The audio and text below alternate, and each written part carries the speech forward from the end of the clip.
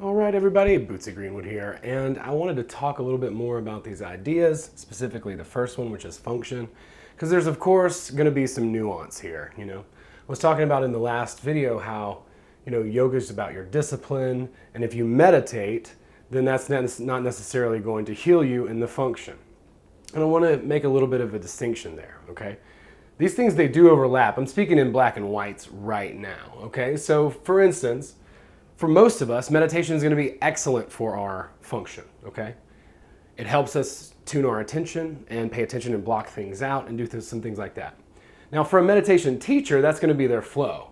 That's going to be what they've studied for maybe 10 years or something like that, right? Like how the body works and how you breathe and yada, yada, yada. So that would be specifically for that. For most of us, it's going to be a healthy part of our function of our self-help. Okay, it's just an attention exercise. That's basically what meditation is. That's all basically that particular thing is.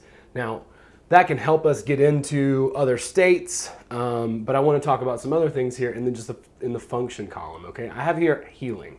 Okay, this is the most important aspect of this column. Last time we used Kurt Cobain as an example. Perfect example of somebody who definitely needed some healing, right? That was a tortured soul. And so he's making his art from this place of torture, which allowed him to really, really, lean into the darker aspects of that juxtaposition that is that craft. Now, depending on, what you like, what your preferences are, obviously you're going to think certain things are better than other things. And you might think, oh, well, I want to be an artist, so I need to have a tortured soul. But I would argue that that's actually not going to help you. In the long run, it's going to do the opposite, and you're eventually going to self-destruct.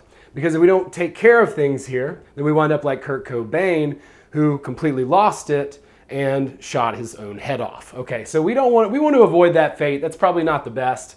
I'm not sure what exactly happens afterwards, but I personally would avoid that if I possibly could. I think that Kurt could have been very effective as a healed person, and he would have had a much longer career and been able to write a more varied amount of things. When I was younger and I was an artist, I thought I needed to be kind of a tortured soul. It was just this stereotype that went along with it, but it's complete bullshit.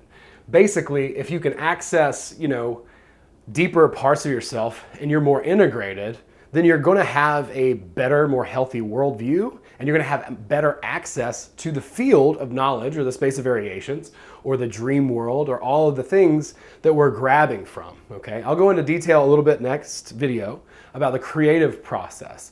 But basically, we are accessing things that already are in existence when we're being creative, when we're having ideas. It's not that we're coming up with anything new. We're really just bringing it from the dream world into the physical world. And that's the only way it can come. It can't go the other way.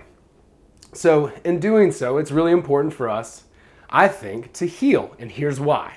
Because that shadow comes back and in Kurt Cobain's case, he blows his brains out, right? Like he becomes very good he masters his craft, but he's not aware of his glow, and he's not functionally healthy. So maybe if he was aware of his glow, maybe he would have lasted a little bit longer. That would have helped him out.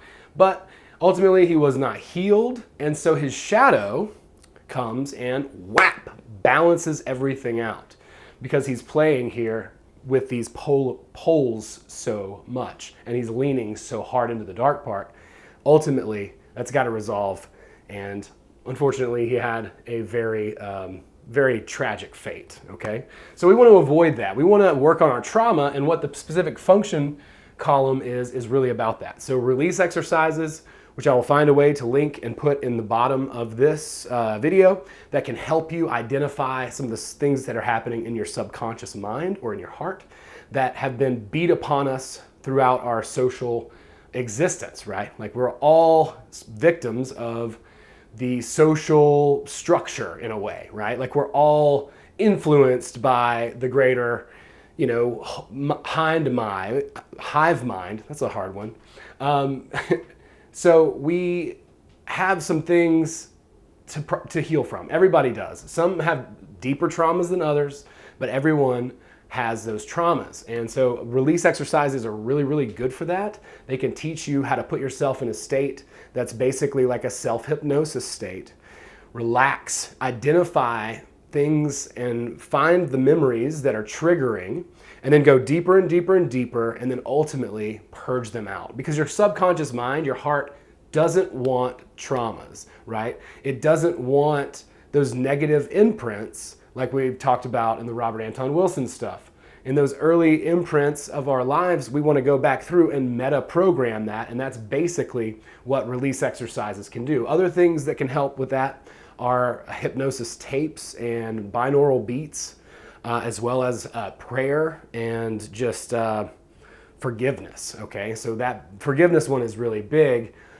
That's something that you might have to build up to too. You can't just expect yourself to do that. Journaling can help with that and just getting these emotions out, and that can also influence, right, this flow thing too, because whatever it is healthy for you to use to heal is probably ultimately going to be reflected in your flow. It will have something to do with it probably anyway, so it's not going to hurt you in these areas. I wanted to separate these because we often think that, right, like just because I meditate, then all of a sudden my traumas from being a child are going to be healed from meditation. But that's not really what you would use to heal traumas, right? We would use releasing exercise, self-hypnosis, or even hypnotherapy, which I'm a big advocate of. If you can find somebody in your area to take you and do a hypnotherapy, it's not what I thought it was. I thought that, oh my God, this lady's going to put me to sleep and steal all my secrets. But it wouldn't have been really that juicy anyway, so I guess she just didn't bother to do that. But I was aware the whole time of all of the things that we did, and it was incredibly helpful and powerful for me to release a lot of trauma that I was hanging on to. That trauma is what develops your shadow, and that shadow can knock you off of your path when you're hitting your flow, when you're finally built that process that you can give the world. If you haven't taken care of these things, then you can absolutely self-destruct. So that is that's why working on being healthy and our function is important. Not everyone who has an amazing flow does this, right? Just because somebody is super functional doesn't mean they're good at their craft either, right? They're not, they overlap, but they're also, exclusive, right? And then also we'll talk about glow a little bit as well. Like I said in the first video, I don't think there's a whole lot you can do except for just not worry and really just losing your attachment to the mind is probably a big way to help with this particular part. Knowing that it's true is huge and beneficial, but even a lot of people who know it's true don't really act like it's true. They don't necessarily exude it. But it can't hurt. So we will talk about flow and creativity in the next video, and I'll see y'all then. Thank you so much. Check me out on Patreon.